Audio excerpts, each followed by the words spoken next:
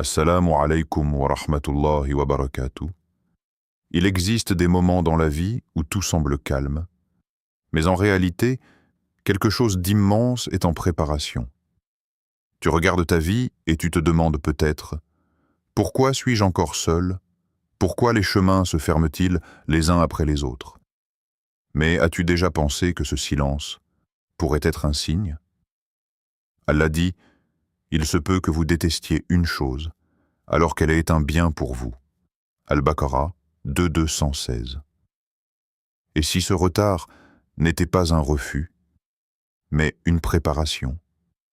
Et si chaque épreuve, chaque attente, chaque déception était une purification pour la rencontre que ton cœur attend? Les signes invisibles d'une rencontre décrétée. Il existe des réalités que les yeux ne perçoivent pas, mais que le cœur finit par ressentir avant même de pouvoir les expliquer. Ce sont ces transitions silencieuses, presque imperceptibles, où la vie intérieure commence à changer sans avertissement. Tu continues ta vie normalement, mais quelque chose en toi n'est plus tout à fait le même. Les anciens désirs perdent leur intensité. Ce qui te captivait autrefois semble désormais lointain, presque vide de sens. Même certaines conversations, certaines fréquentations, certaines habitudes commencent à te sembler étrangement lourdes. Et tu ne comprends pas vraiment pourquoi.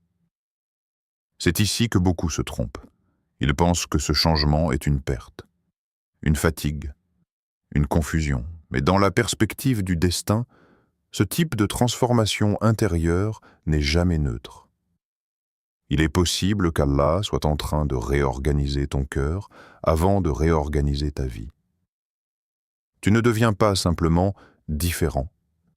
Tu deviens plus conscient, plus sélectif, plus difficile à satisfaire avec ce qui autrefois suffisait.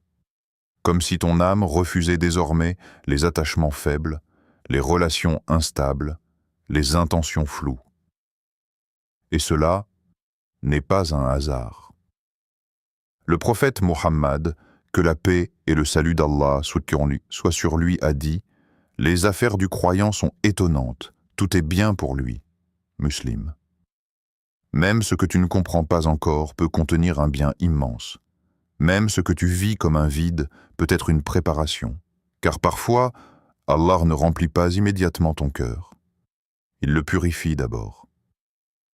Et dans cette purification, une question subtile commence à naître en toi. Pourquoi certaines personnes entrent dans ta vie avec intensité, mais ne restent jamais? Pourquoi d'autres s'éloignent sans explication claire, comme si leur présence n'avait été que temporaire? Ce n'est peut-être pas un simple enchaînement de rencontres ratées.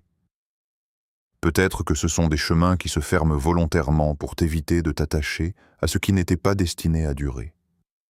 Comme si chaque départ, chaque rupture, chaque éloignement faisait partie d'un tri invisible. Un tri que tu ne vois pas, mais que ton destin orchestre. Et si ces départs répétés n'étaient pas des pertes, mais un nettoyage silencieux, un nettoyage de ton chemin, de ton cœur, de ton futur. Comme si Allah retirait progressivement ce qui ne doit pas t'accompagner, pour laisser une place nette à ce qui est écrit pour toi depuis toujours. Quand ton cœur change avant la rencontre, il y a des transformations qui ne font pas de bruit, mais qui changent tout. Elles ne se voient pas de l'extérieur. Pourtant, elles redessinent complètement la direction d'une vie. Parmi ces transformations, il y en a une qui est souvent ignorée, mais qui est en réalité l'un des signes les plus profonds d'une préparation divine. Le changement du cœur avant la rencontre. Tu commences à ressentir quelque chose de différent dans tes choix, dans tes envies, dans ta manière d'aimer. Ce qui t'attirait autrefois ne te fait plus vibrer comme avant. Les relations instables, les émotions intenses mais destructrices, les liens qui te fatiguent plus qu'ils ne t'élèvent, tout cela commence à perdre de sa valeur à tes yeux. Ce n'est pas une fermeture du cœur, c'est une réorientation, comme si ton âme refusait désormais ce qui n'apporte pas de stabilité. Comme si elle avait compris, sans même que tu ne puisses l'expliquer, que l'amour ne doit pas être une bataille permanente. Tu ne veux plus courir après quelqu'un pour être aimé. Tu ne veux plus vivre dans l'attente, dans le doute, dans l'angoisse de perdre. Ce que tu recherches devient plus profond, plus pur. La paix, la stabilité, la baraka dans un lien sincère. Et c'est là que quelque chose de subtil apparaît dans ta vie intérieure. Une forme de calme que tu ne cherchais pas forcément, mais qui s'installe malgré tout. C'est ce qu'Allah décrit comme la sakina. C'est lui qui a fait descendre la tranquillité dans les cœurs des croyants. Al-Fatr 48.4. Cette tranquillité n'est pas un simple état émotionnel. C'est un signe, un alignement intérieur, une preuve que ton cœur est en train de se détacher de ce qui le déséquilibre pour se préparer à ce qui le stabilise. Et parfois, tu ne t'en rends même pas compte immédiatement. Tu te retrouves seul, mais étrangement apaisé.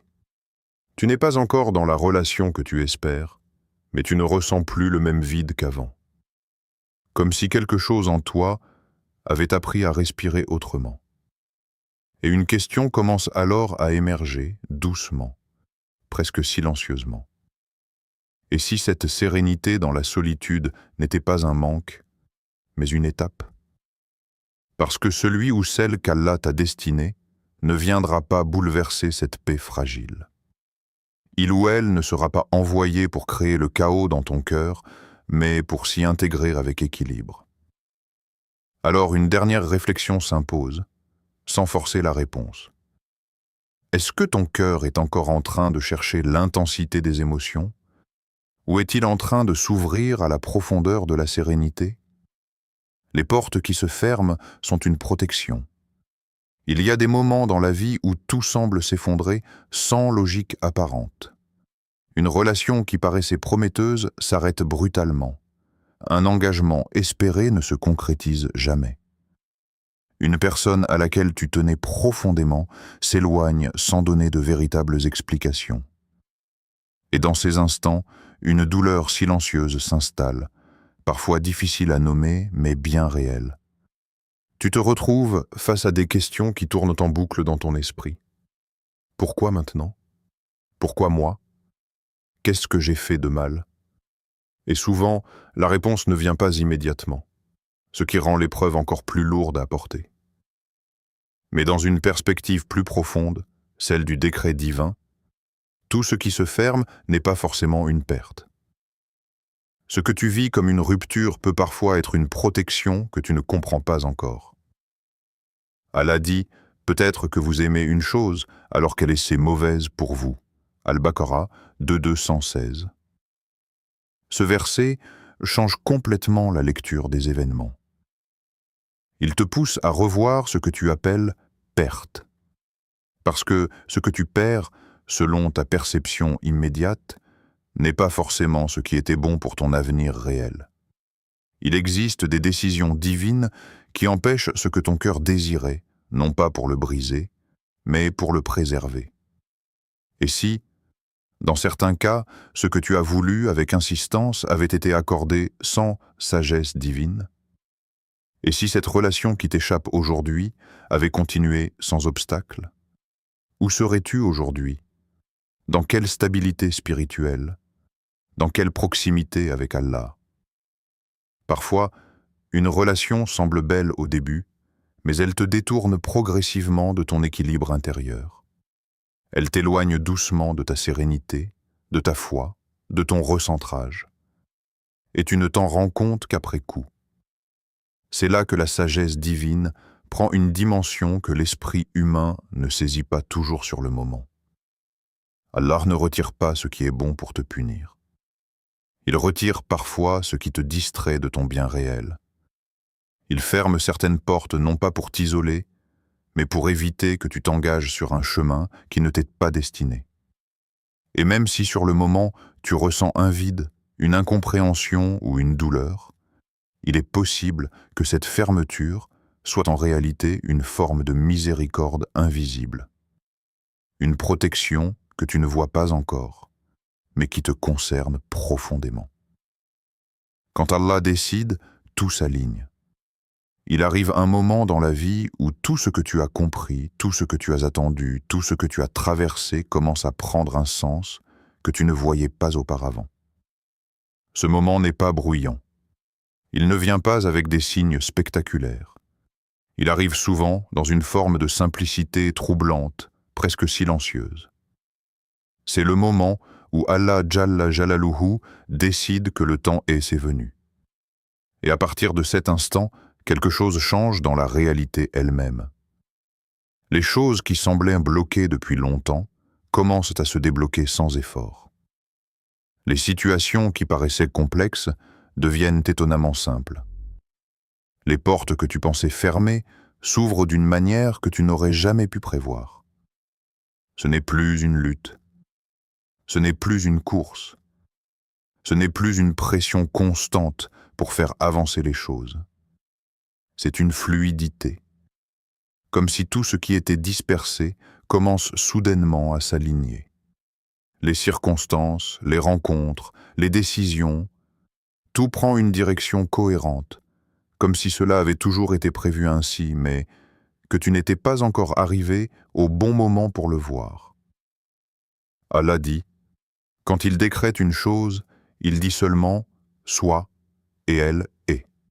Al-Baqarah 217. Ce verset ne parle pas seulement de création.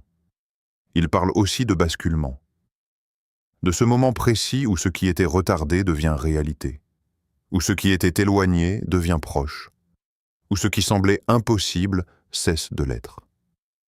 À cet instant, tu comprends quelque chose de profondément apaisant. Ce n'est pas toi qui as dû tout contrôler. Ce n'est pas toi qui as dû forcer chaque étape. Ce n'est pas toi qui as dû courir après ce qui était écrit. Parce que certaines rencontres ne se construisent pas par effort humain. Elles arrivent par décret divin. Et lorsqu'elles arrivent, elles n'ont pas besoin d'être forcées. La personne destinée à toi ne sera pas une bataille permanente à gagner. Elle ne sera pas une histoire remplie de confusion constante. Elle fera partie de ce mouvement naturel où les choses s'assemblent sans résistance excessive. Et alors une réflexion devient presque inévitable. Est-ce que tu es encore dans l'effort de forcer des chemins? Ou es-tu en train d'entrer dans une phase où tout ce qui est écrit pour toi commence simplement à venir à toi? Parce qu'à certains moments de la vie, la question n'est plus de chercher plus fort, mais de comprendre si ce que tu attends est déjà en train de s'aligner sans que tu t'en rendes compte. Le message caché derrière ton attente.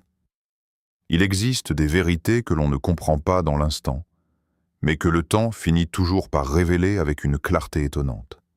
L'attente, dans la perception humaine, est souvent associée au retard, au manque ou à l'incertitude. Pourtant, dans le plan d'Allah, elle peut être tout autre chose. Ne pense pas que ton histoire est en retard. Ce que tu traverses n'est pas un blocage sans sens. Ce n'est pas une absence de destin. Ce n'est pas un oubli. C'est un processus subtil, souvent invisible, où quelque chose en toi et autour de toi est en train d'être façonné avec précision. Si tu reconnais ces signes en toi, ce changement intérieur que tu n'expliques pas complètement, cette paix étrange dans ta solitude, ces portes qui se ferment sans logique apparente, alors il est peut-être temps de voir les choses autrement. Car ces éléments ne sont pas isolés. Ils forment un langage silencieux. Un langage que beaucoup ne décryptent qu'après coup, lorsque les événements prennent enfin leur sens. Allah Jalla Jalaluhu ne t'oublie pas. Même lorsque tu as l'impression d'être dans une pause, dans une attente prolongée, dans une transition difficile à comprendre, rien n'est négligé, rien n'est sans signification. Chaque étape a sa place dans un ordre que tu ne vois pas encore dans sa globalité. Il t'élève.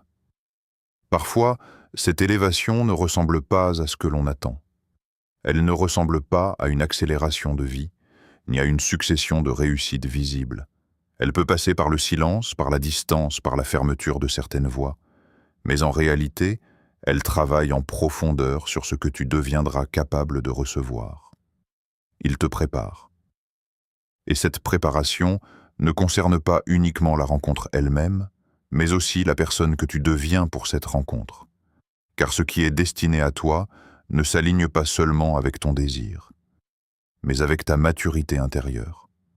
Et peut-être qu'un jour, sans prévenir, en regardant en arrière, tu comprendras que tout ce que tu as appelé attente était en réalité un façonnement délicat, un arrangement divin, une série d'ajustements invisibles.